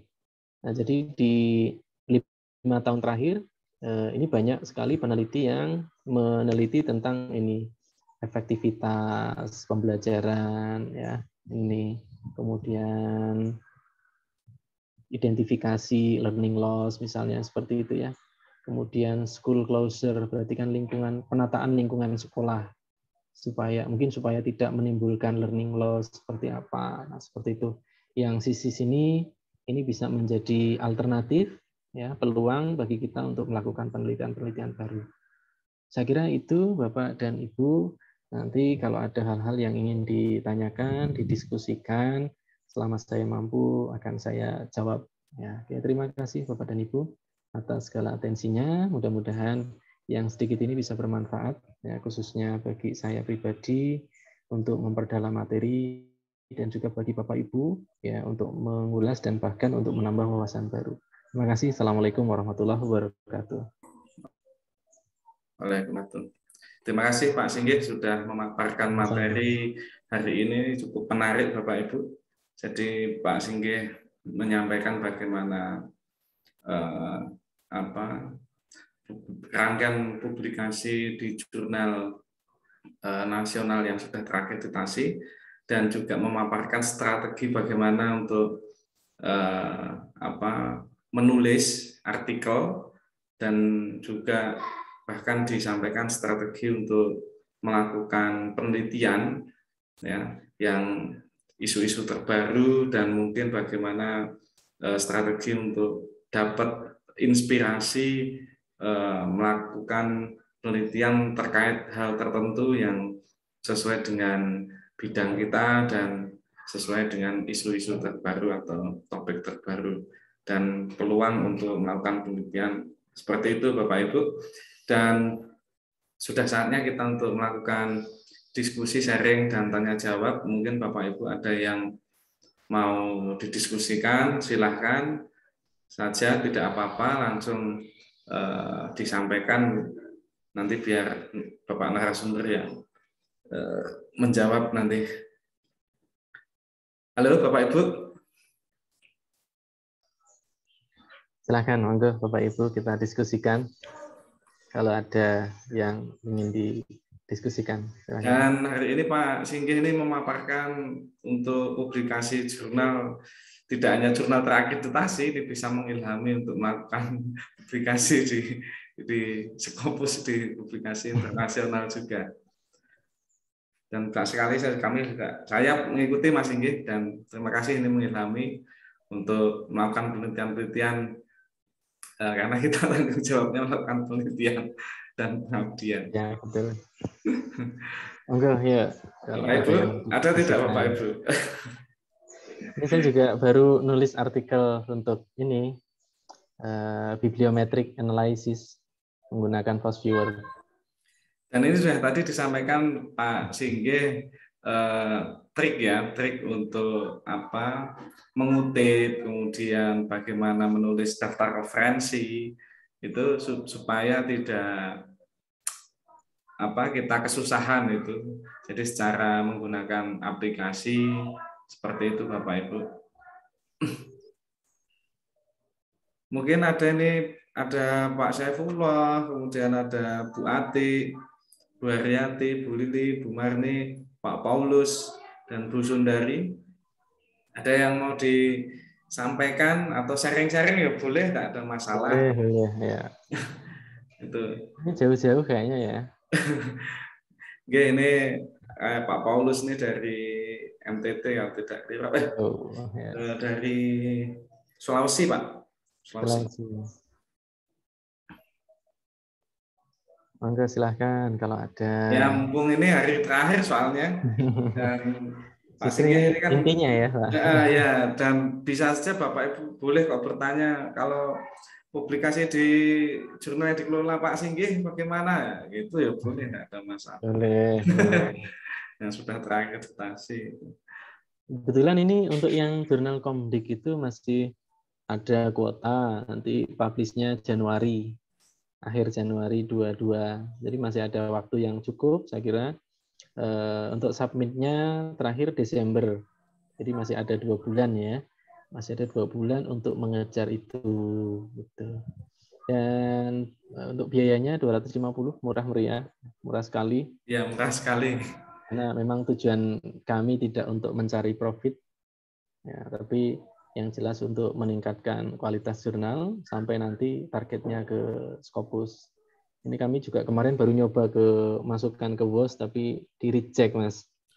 Kita masukkan ke DOAJ, itu ada satu yang diterima, jurnal IJIM, kemudian yang Komdik ini malah ditolak. Jadi belum tentu yang sudah terakreditasi itu diterima di DOAJ. Malah ditolak. Tapi yang jurnal baru, yang jurnal prodi kami, jurnal baru itu malah diterima di DOAJ. Masih proses menunggu hasil akreditasi.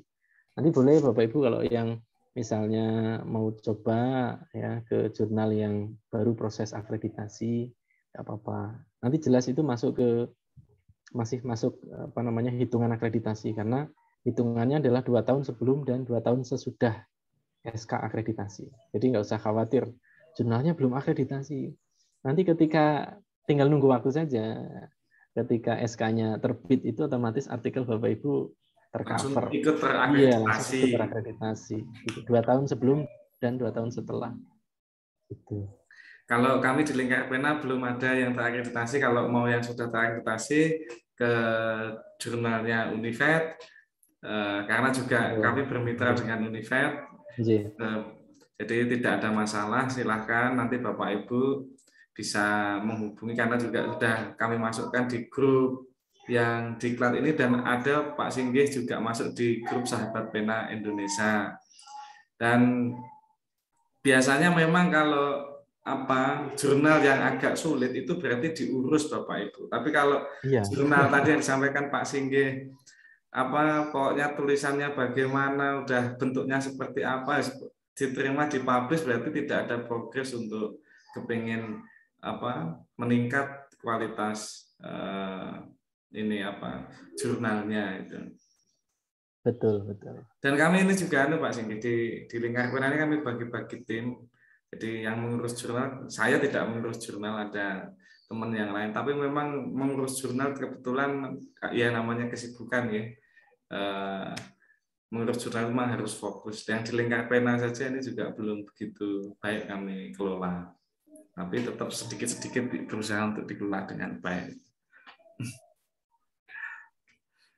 Bapak Ibu, silahkan ada yang mau ditanyakan, tidak apa-apa. Jadi ini kesempatan yang bagus sekali menurut saya ya. Tadi ketika menggunakan yang POP ya, Pak Singgih, POP ya, itu juga dia bisa mengidentifikasi. Saya sekilas baca itu tidak hanya jurnal ataupun proceeding, jadi buku juga langsung teridentifikasi itu. Betul. Di sana.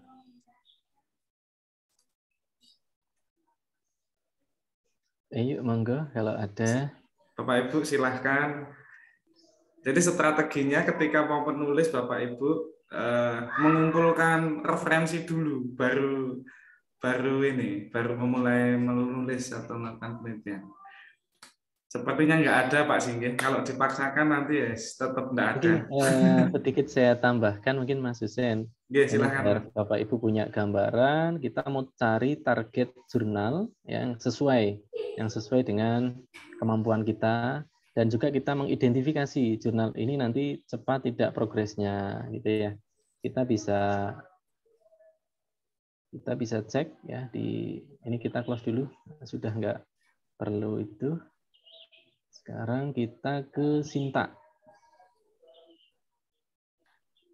Nah, ini di Sinta ya, sinta.ristekrin.co.id ada menu source lalu jurnal. Di menu source lalu jurnal. Nah, ada 5.990 jurnal yang bisa kita tuju dari Sinta 1 sampai 6. Nah, kalau Bapak Ibu baru awalan, saya kira bisa menarget ke Sinta 4 sampai dengan 6. Ya, misalnya kita cari Sinta 5 misalnya ya. Kita cari Sinta 5.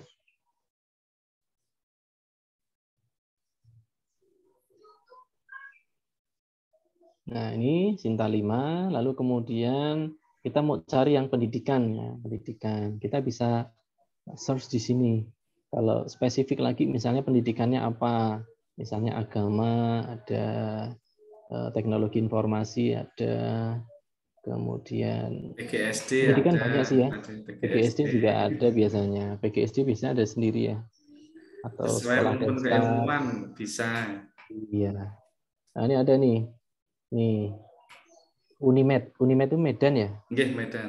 Unimed Medan, STKIP Subang, PGSD Unars. Ya, misalnya ini Unimed ya, katakan Unimed, Universitas Negeri Medan ya. Ini citasinya juga sudah lumayan, impact faktornya juga tinggi ya. Ini saya kira cukup baik ini. Ya. Tapi nanti kita analisis dulu. Nah, ini setelah kita klik, ini di sini ada websitenya, ada website aslinya ya. Kita klik dulu website aslinya.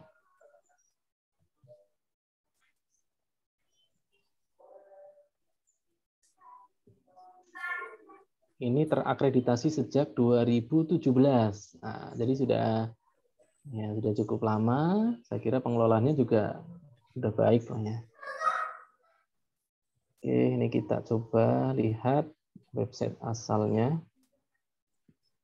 Ini kalau Bapak Ibu langsung download ya bisa aja. Ini ada judul-judulnya. Tapi saya lebih suka melihat di website asalnya. Oh, nggak mau buka ini.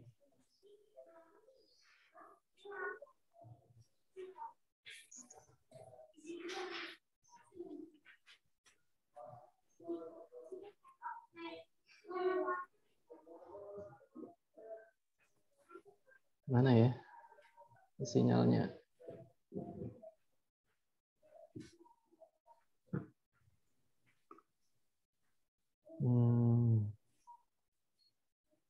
Lama sekali.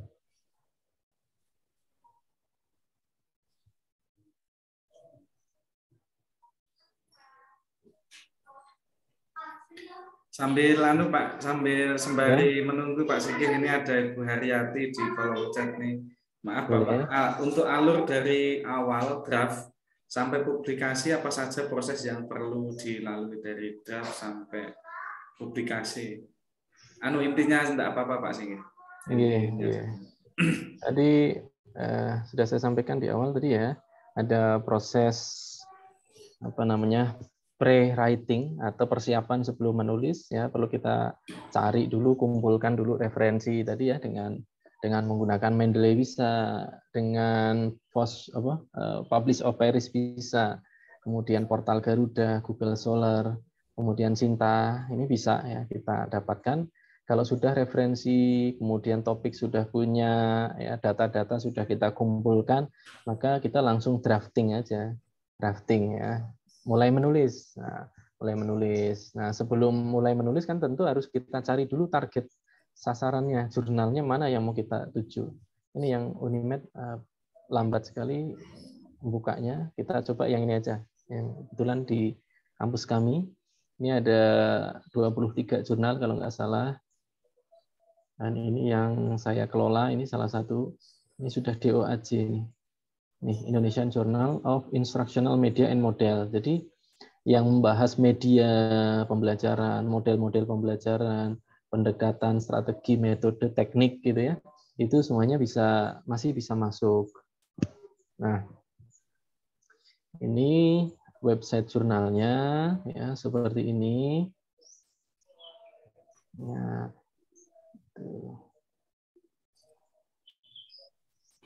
Nah, ini juga bisa kita gunakan untuk collecting referensi tadi ya, collecting referensi. Kemudian kalau sudah itu tadi mulai drafting ya, drafting kita unduh template dan baca author guideline. Ya, author guideline ini kita baca, kan ada petunjuk penulisannya itu seperti apa yang dikehendaki oleh jurnal gitu ya. Jadi kita perlu ini dulu sebelum drafting, sebelum kita mulai menulis gitu ya. Daripada nanti sudah terlanjur banyak tapi tidak sesuai. Nah, ini kan judul ya harus informatif, tidak melebihi 14 kata, ada nama dan institusi, abstrak, keyword ya. Ini harus disertakan 3 sampai dengan 5 keyword. Kemudian introduction-nya ini ada background study, kemudian ini tujuan penulisan juga harus disertakan di situ. Kemudian novelty atau kebaruan. Kemudian metode, isinya apa, result apa, conclusion dan juga reference. Ya, ini ada aturannya. Ini aturan lebih detailnya ada, jadi ya, rata atas, kanan kiri berapa, ada panjangnya manuskrip 10 sampai 16 halaman, bahasanya bahasa Inggris gitu ya. Ini hurufnya menggunakan 11 kalibri misalnya gitu. Jadi sudah komplit sekali, tinggal kita ini kita print ya, juga boleh lah kita print atau kita baca juga boleh, silahkan. Referensi jumlahnya tidak kurang dari 20 gitu ya. Kemudian publikasinya tadi ini 10 tahun ya, kalau saya masih menggunakan 10 tahun. Kemudian referensinya dari jurnal 80%, sisanya dari buku, misalnya begitu. Penulisan tabel dan gambar seperti apa, itu juga ada aturannya. Nah, setelah ini kita baca, lalu kita download template. Nah, ini ada template ini, kita unduh. Biasanya ada tiap jurnal. Kalau jurnal yang baik pasti menyediakan dan memudahkan penulis. Gitu. Nah, ini sudah ada template-nya, tinggal kita ikuti. Ya, paling atas biasanya ada headernya seperti apa, kita ikuti aja, kita biarkan aja. Ini biasanya header kita biarkan aja, biar nanti pengelola yang mengisikan. Kemudian judul, nah ini ada contohnya dan juga aturannya, gitu. Kemudian autor, kemudian abstrak, ya modelnya seperti ini kita ikuti aja. Kemudian ini kita ikuti, biarkan. Lalu kemudian ini ada introduction, method, dan seterusnya. Tinggal kita ikuti. Nah, ini ada model tabel. Tabel harus seperti ini. Ya, ini formatnya APA. Jadi hanya ada garis ke kanan kiri ya, horizontal ya. Hanya ada garis horizontal. Kemudian gambar ini penulisannya, judul gambarnya ada di bawah tengah. Sementara kalau tabel di atas tengah. Ada juga yang menggunakan kiri atas. Ikuti saja aturan mainnya mereka. Kemudian referensi, ini kan ada tidak kurang dari 20, menggunakan APA style ya. Itu lalu kemudian ini penulisannya ini otomatis kalau Bapak Ibu menggunakan Mendeley. Ya, sudah otomatis. Nah, kalau sudah kita drafting dan selesai, maka kemudian kita edit ya, kita revisi, dan kemudian kalau sudah layak, sudah dicek plagiasi, baru kemudian terakhir kita submit. Jadi langkahnya ya, submitnya ada di OJS online. Sekarang ini semuanya online, bukan nitip ke email, bukan nitip WA, tapi semuanya sekarang harus OJS gitu. Nah, di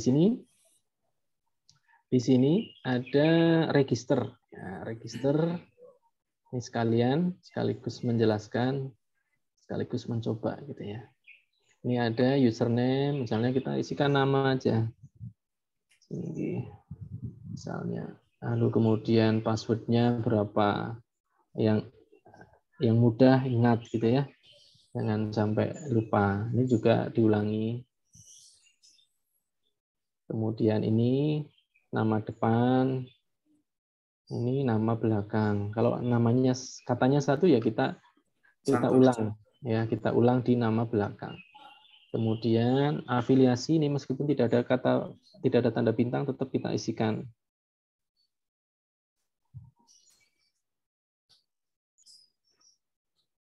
Kemudian email, ya ini juga penting sekali. Ini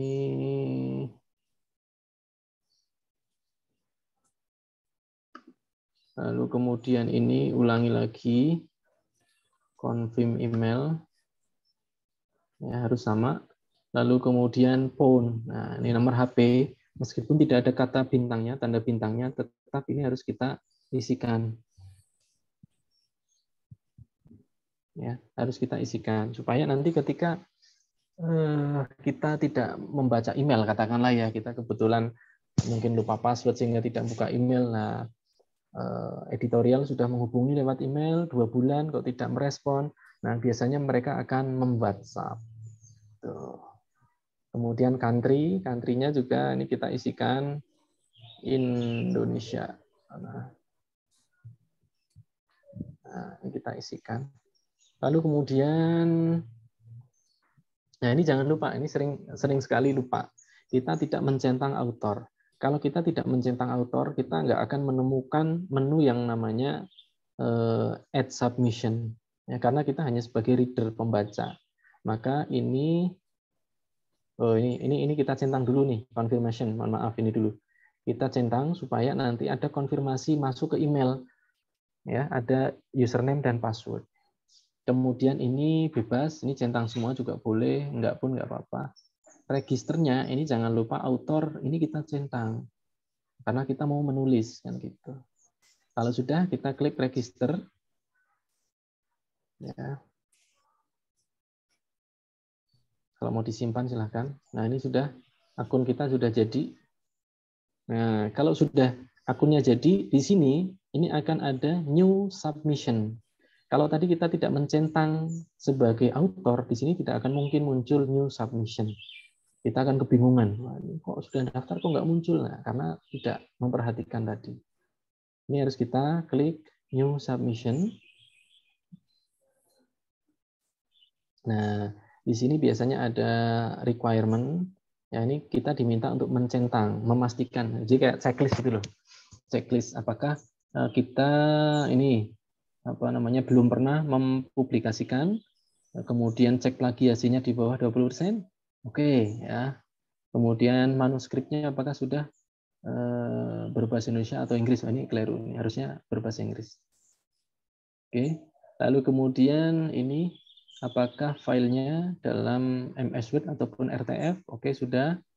Kemudian panjang halaman 10 sampai 16 halaman. Oke, masuk. Jadi kalau ini belum terpenuhi ya jangan dicentang. Ya, Bapak Ibu kembali. Kemudian ini sudah menggunakan software Mendeley atau Zotero untuk mensitasi. Sudah. Kemudian menggunakan 20 referensi dan mensitasi 2 artikel dari jurnal ini. Nah, jadi Bapak Ibu, selain Bapak Ibu mencari referensi dari Google Scholar, Bapak Ibu juga harus mencantumkan 2 artikel dari jurnal ini. Ya, Bapak Ibu download 2 artikel relevan, kemudian gunakan sebagai referensi. Ya, ada juga yang diminta 1, ada yang 3, tergantung jurnalnya.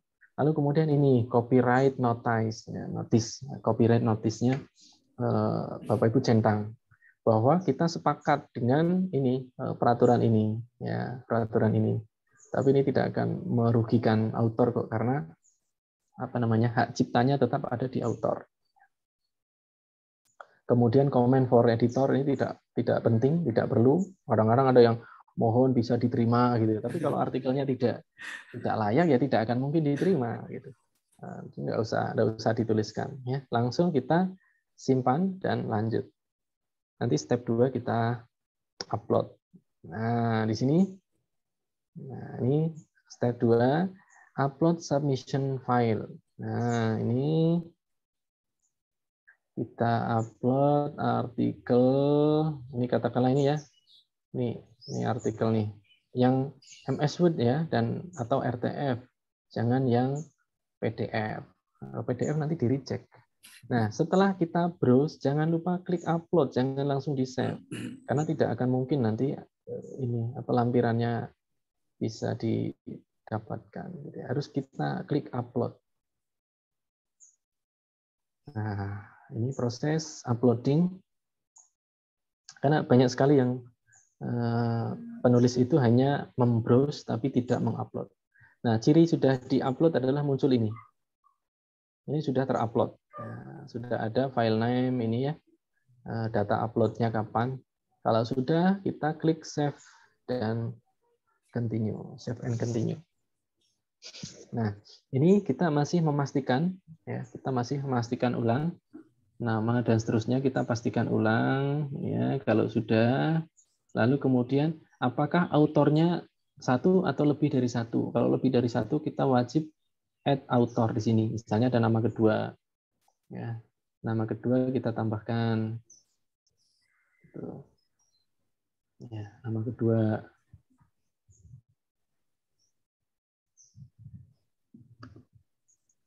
Penulis kedua maksudnya, ya, penulis kedua ini. Penulis kedua, ini emailnya.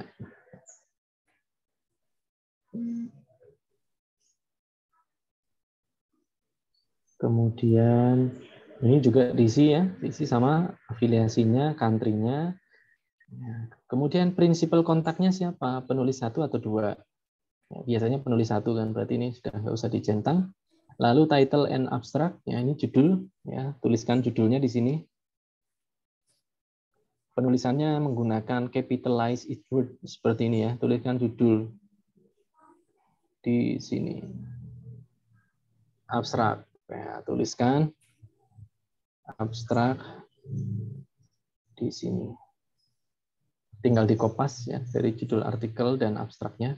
Kemudian indeks, nah ini juga wajib Bapak Ibu. Abstraknya ini yang diminta 3 sampai 5 kan tadi, misalnya learning loss.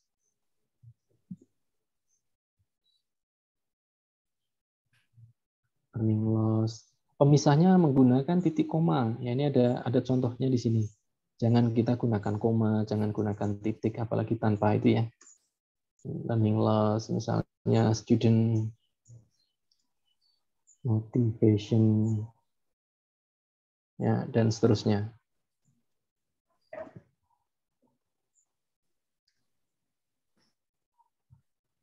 Ya, oke, sudah ada 3 kata kunci. Lalu berikutnya referensi. Nah, ini pastekan referensi Bapak Ibu di sini, ya. Paste dan daftar referensi dari artikel. Nah, kalau sudah dipaste ke sini, kita tinggal simpan dan lanjut.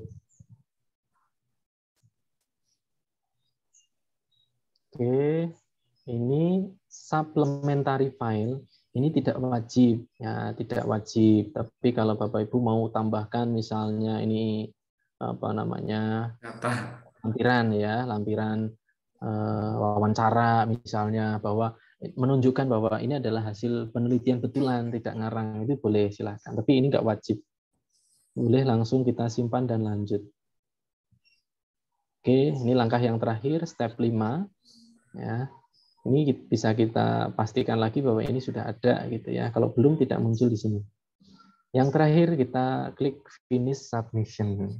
Nah, ini sudah selesai submitnya, ya. Belum berarti diterima.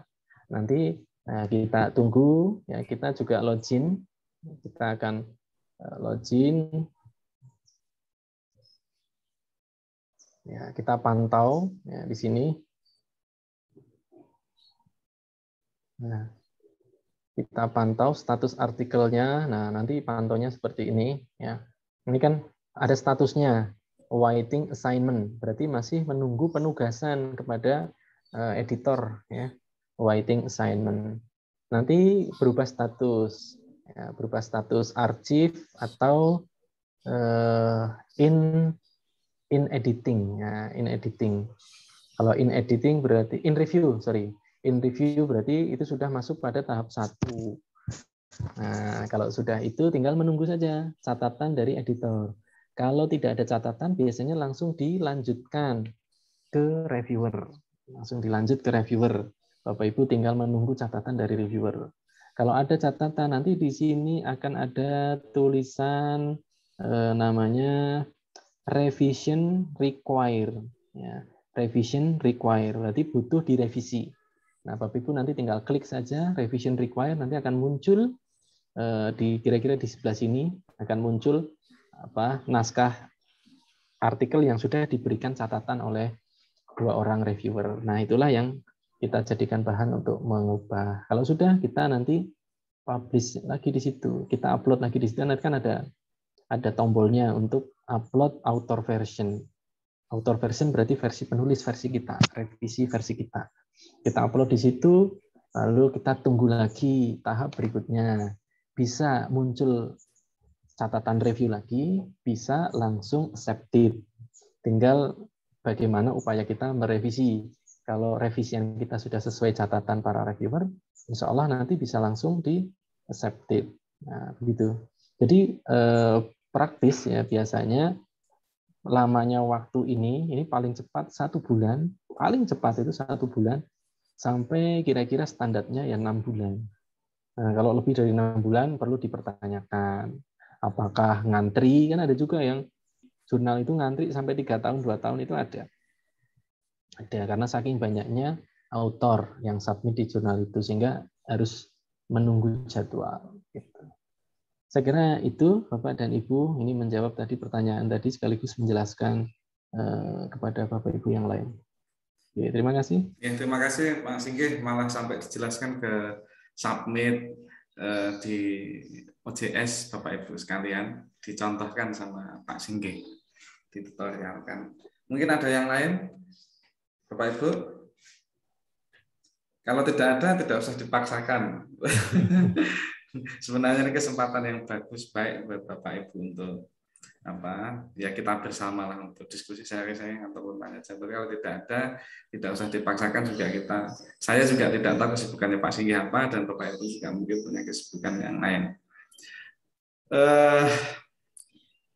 Ini ada Bu Ririn. Bu Ririn, mungkin ada yang mau ditanyakan, Bu? Yang baru bergabung.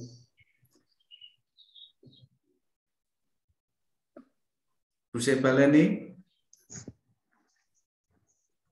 Tidak ada, sepertinya tidak ada Pak Singgih.